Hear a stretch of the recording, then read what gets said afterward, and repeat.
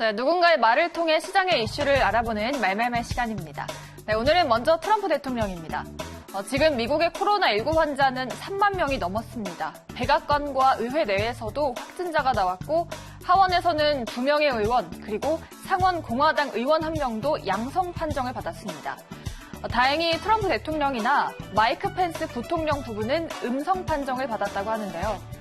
이런 가운데 트럼프가 코로나 피해가 집중된 뉴욕, 캘리포니아, 워싱턴 이렇게 3개 주를 지원하기 위해서 주방위군 부대를 편성했다고 밝혔습니다.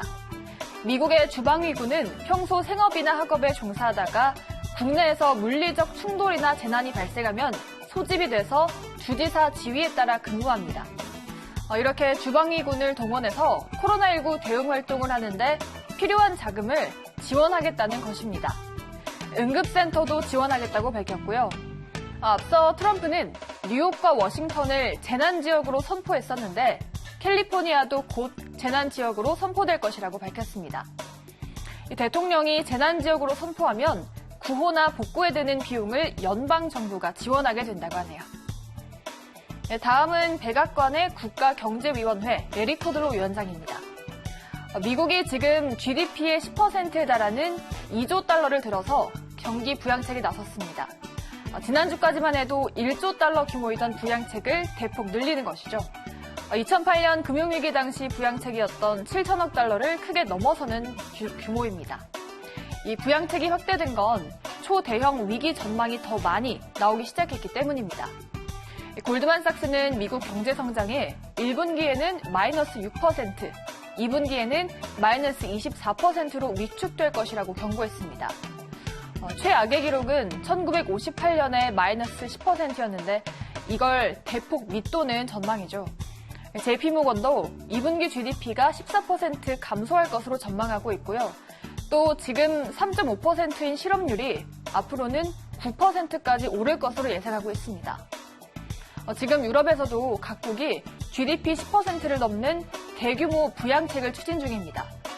독일 정부는 GDP의 10%에 달하는 3천억 유로를 쓸 예정이고요. 이외에 일본 정부도 1,000조 원이 훨씬 넘는 부양책을 마련하고 있고 다음 달에 확정해서 발표할 예정이라고 하네요. 다음은 영국의 보리스 존슨 총리입니다. 영국, 제2의 이탈리아가 될 수 있다. 지금 유럽 내 코로나19 확진자는 기하급수적으로 증가하고 있습니다. 오늘 오전 유럽 내 확진자는 17만 명에 달했죠. 국가별로 보면 이탈리아는 5만 명, 스페인은 2만 명, 프랑스가 1만 명, 스위스가 7천 명, 영국은 5천 명 순으로 피해가 큽니다. 이탈리아의 주세페 콘테 총리는 비필수 사업장 운영을 전면 금지한다고 발표했습니다. 이에 따라 정부가 지정한 필수 산업에 속하지 않는 생산 활동은 모두 중단됩니다. 또 스페인은 지난 14일부터 적용하고 있는 국가 비상사태를 15일간 연장하기로 했습니다. 영국의 보리스 존슨 총리는 사람들 간의 2m 거리를 유지하라라는 조처를 재차 강조했습니다. 또 네덜란드 정부는 타인과의 1.5m 거리를 유지하라라고 국민들에게 주문했습니다. 이런 가운데 독일의 앙겔라 메르켈 총리가 코로나19 진단검사를 받고 자가 격리에 들어갔습니다. 메르켈 총리의 코로나19 검사는 아직 나오지 않았는데요. 국가 지도자가 코로나19로 자가 격리에 들어간 것은 이번이 처음이라고 하네요. 다음은 한진칼 이슈로 넘어가 보겠습니다.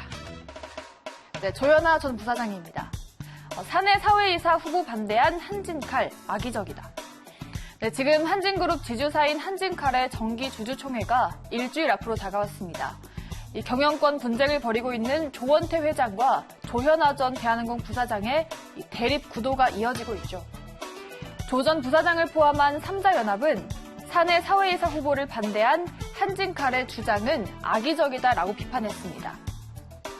오히려 한국기업지배구조원 및 ISS 등의 의안 분석은 주주연합이 이번 연도 3월 18일 첨부 보도자료로 말씀드린 것처럼 스스로의 가이드라인을 따르지 않고 기존 결정을 뒤집거나 사회이사의 일부 경력을 임의적으로 누락하는 등 객관성과 신뢰성에 문제가 있다라고 말했는데요. 반면 조원태 회장 측은 이 3자 연합에 대해서 반박하고 있습니다.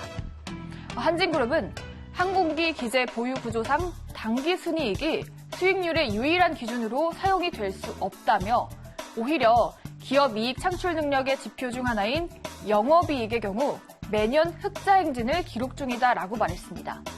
그래서 이제 주총을 통해서 이 경영권 분쟁이 어떤 형태로 마무리가 될지 관심이 쏠리고 있다고 하네요. 네, 이렇게 오늘도 경제 이슈 4가지 모두 알아봤습니다. 지금까지 말말말 함께 하셨습니다.